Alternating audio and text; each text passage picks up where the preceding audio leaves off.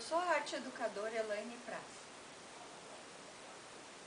O Rio Grande do Sul, até 1750, quando aconteceu o Tratado de Madrid, não existia no mapa do Brasil. A nossa história começa a partir desse momento. Cachoeira do Sul, que fica localizada numa posição bem estratégica do mapa do Rio Grande, no meu entender, só existe por uma questão de logística de transporte. Porque exatamente nesse local, onde está a cidade de Cachoeira do Sul, estava localizado o Passo do Fandango, que era um local de corredeiras, onde havia uma cachoeira, uma pequena cachoeira, que tornava fácil atravessar o rio Jacuí, que corta boa parte do Rio Grande. No final de 1700, foram designados para essa região 110 soldados que receberam sesmarias, terras, para cuidar dessa região, dos ataques dos estrangeiros que vinham do Uruguai e da Argentina. Era um posto, devido à configuração geológica, havia um paredão que, de cima deste paredão, neste local, era possível visualizar toda a planície. E o próprio rio se tornava uma barreira que freava a chegada dos inimigos. O Rio Grande do Sul era povoado por índios guaranis. E nessa região, índios botucaraís, por causa do morro na região de Candelária que tem este nome. Esses índios que viviam nessa região, eles tinham fugido, no momento em que foram destruídas as missões jesuíticas, eles fugiram e se dispersaram pelo Rio Grande. Então, estes soldados, eles aldearam alguns índios que eram cristãos, que tinham sido catequizados pelos jesuítas, e formaram um aldeamento.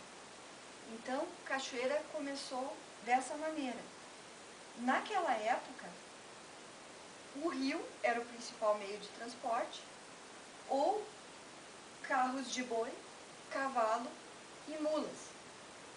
Não havia estradas.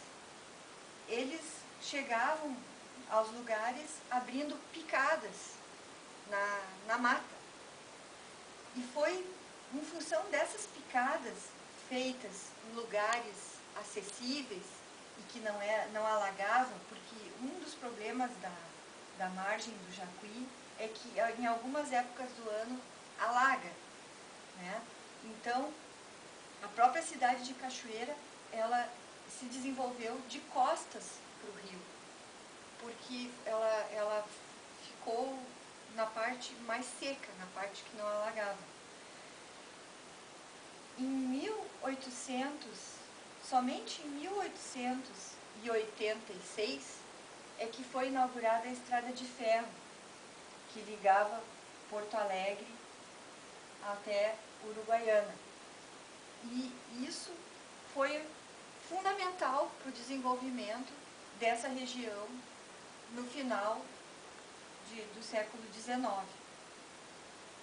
E foi graças à Estrada de Ferro que o progresso aconteceu, porque toda a safra, toda a criação que se produzia era escoada através da Estrada de Ferro e também através do rio, que era navegável, e graças ao rio era possível, inclusive, chegar até Pelotas e escoar a safra para o resto do Brasil e até para o exterior.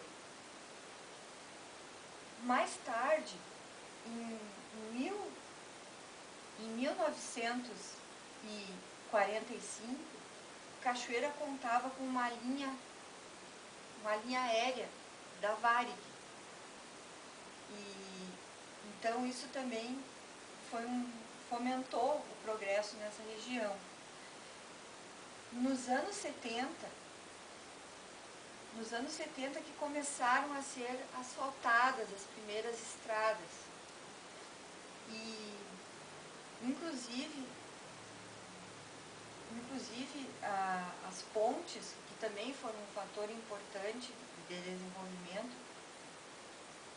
a ponte do Guaíba foi construída somente nos anos 60, assim como a ponte do Rio Jacuí, exatamente onde era o Passo do Fandango.